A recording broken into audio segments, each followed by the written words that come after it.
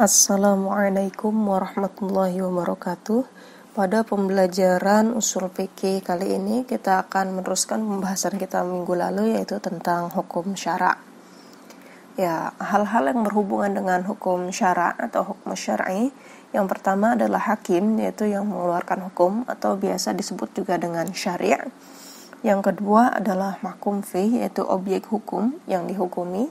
Yang ketiga adalah mahkum alaih, yaitu yang dikenai hukum.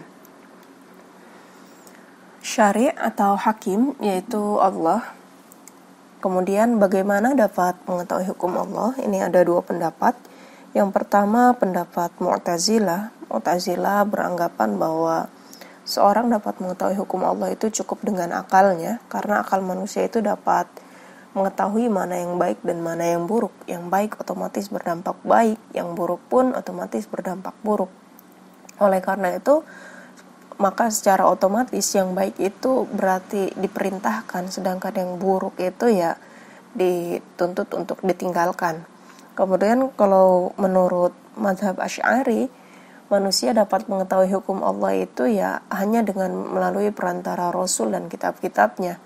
Memang manusia dapat mengetahui baik dan buruk itu dengan akalnya, namun persepsi tentang baik dan buruk ini relatif. Bisa jadi di suatu tempat itu adalah baik, namun di tempat lain itu merupakan hal yang buruk, seperti itu. Jadi menurut Asy'ari bahwa seorang dapat mengetahui hukum Allah itu ya hanya dengan perantara Rasul dan kitab-kitabnya, tidak cukup dengan akalnya, seperti itu. Kemudian syarat-syarat mahkum fih atau yang dihukumi. Yang pertama mukallaf. Mukallaf itu maksudnya adalah orang yang dikenai hukumnya ya. Mahkum alaihnya itu disebut mukallaf.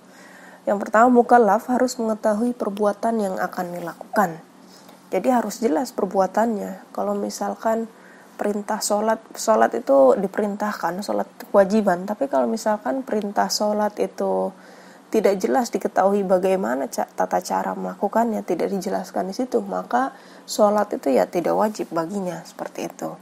Yang kedua, mukallaf harus benar-benar mengetahui bahwa sumber taklif berasal dari Allah, ya bukan dari selain Allah.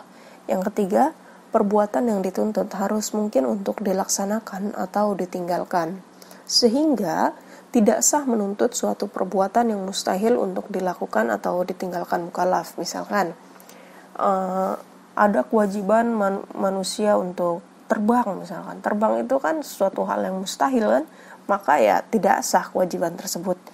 Kemudian juga tidak sah hukumnya seseorang melakukan perbuatan yang ditaklifkan untuk orang lain. Misalkan hukum mencuri itu adalah potong tangan. Misalkan yang mencuri itu si A, tapi yang melaksanakan itu si B, bukan si A. Maka ya ini nggak sah. Karena apa? Karena ya yang perbuatan yang ditaklifkannya itu ya untuk si A, bukan untuk si B. Seperti itu. Kemudian mahkum alaih, syarat-syarat mahkum alaih. Yang pertama adalah mampu memahami tuntutan syara' yang terkandung dalam Al-Quran dan Sunnah. Ukuran yang dipakainya adalah berakal dan baligh ya. Kemudian yang kedua, memiliki kemampuan atau ahliyah dalam melaksanakan tuntutan syariat, seperti itu. Nah, macam-macam ahliyah ini ada dua. Yang pertama ahliyatul ada. Ahliyatul ada ini kecakapan seorang untuk melaksanakan sesuatu, untuk melaksanakan perintah Allah. Yang kedua adalah ahliyatul wujub, yaitu ya kecakapan seseorang untuk menerima hak dan kewajiban. Ahliyatul wujub terbagi dua, ada ahliyatul wujub an-naqisah, ada ahliyatul wujub al-kamilah. Ahliyatul wujub an-naqisah ini kecakapan seseorang menerima hak dan kewajiban, tapi masih an-naqisah, belum sempurna, masih kurang. Contohnya seperti janin dalam kandungan. Janin dalam kandungan itu berhak menerima haknya, tapi dia belum pantas untuk melaksanakan kewajiban. Berhak menerima haknya seperti apa? Misalkan bayi ada orang tuanya, ayahnya atau keluarganya lah yang meninggal misalkan. dan dia merupakan bagian dari ahli waris, maka si janin ini ya berhak menerima harta waris seperti itu. Namun janin dalam kandungan ini belum berhak untuk melaksanakan kewajiban seperti zakat, sholat, puasa seperti itu. Jadi disebutnya ahliyatul wujub an-naqiso karena kemampuan kepantasan dirinya untuk menerima hak dan kewajiban itu masih belum sempurna seperti itu. Dia berhak menerima harta waris kalau contohnya tadi, namun belum berhak untuk melaksanakan kewajiban seperti sholat seperti itu. Kemudian yang kedua, ahliyatul wujub al-kamilah, yaitu kepantasan seseorang menerima hak dan kewajibannya itu secara sempurna. Contohnya bayi yang baru dilahirkan itu sudah termasuk ahliyatul wujub al-kamilah. Kenapa disebut ahliyatul wujub al-kamilah?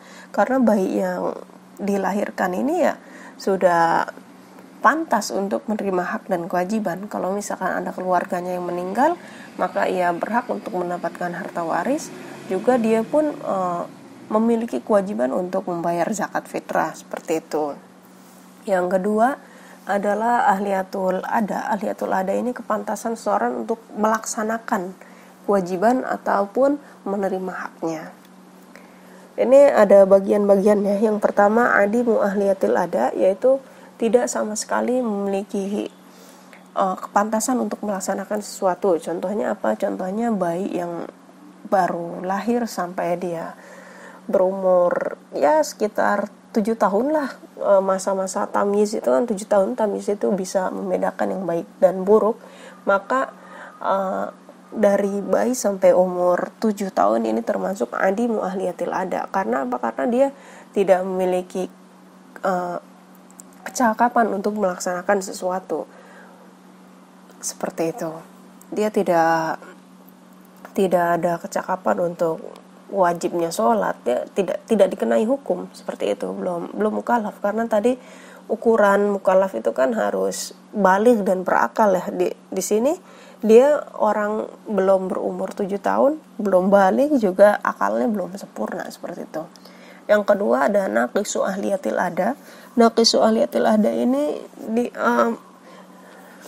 adalah kemampuan seseorang untuk melaksanakan sesuatu tapi belum sempurna. Contohnya ya itu dari umur kira-kira sudah mumayyiz, sudah tamyiz, yaitu sekitar umur 7 tahun sampai dia masa dia baligh.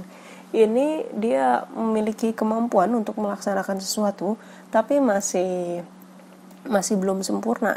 Misalkan dia ini memiliki kemampuan untuk dia ini dapat menerima hibah, dapat menerima wasiat seperti itu tanpa harus didampingi oleh wali. Tapi ketika dia jual beli dengan harga yang tidak pantas dilakukan oleh anak kecil, jual beli dengan harga yang mahal, maka ini otomatis itu batal karena dia tidak ada kemampuan di situ, harus didampingi oleh walinya. Kemudian yang ketiga adalah kamilu ahliyatil ada, yaitu melaksanakan sesuatunya itu dia sudah sempurna. Seperti ya orang-orang yang sudah baligh, sudah mencapai usia baligh, ya itu sudah sempurna melaksanakan sesuatunya. Dia berhak untuk melaksanakan jual beli dengan harga yang mahal, jual beli sesuatu yang besar seperti itu. Sudah sempurna. Ada hal-hal yang menghalangi ahliyatul ada, yaitu ada dua. Yang pertama awaridus samawiyah, yang kedua awaridul muktasabah. Awaridus samawiyah ini penghalangnya ini ya berasal dari Allah. Dan misalkan seperti orang gila itu kan ya bukan karena kemauan sendiri kan, karena emang dari sananya aja gila. Nah itu berarti orang gila ini ya dihalangi, penghalang. Gila ini sebagai penghalang untuk ahliyatul ada. Jadi dia ini ya tidak dikenai hukum seperti itu. Yang kedua ada awaridul muktasabah, yaitu penghalangnya itu ya berasal dari diri kita sendiri, seperti mabuk seperti itu. Orang yang mabuk minum khamar itu ya terhalang dari ahliyatul ada. Tapi ya penghalangnya itu sendiri datangnya bukan dari Allah tapi dari dirinya sendiri. Ya, demikian dari saya, kurang lebihnya mohon maaf. Wassalamualaikum warahmatullahi wabarakatuh.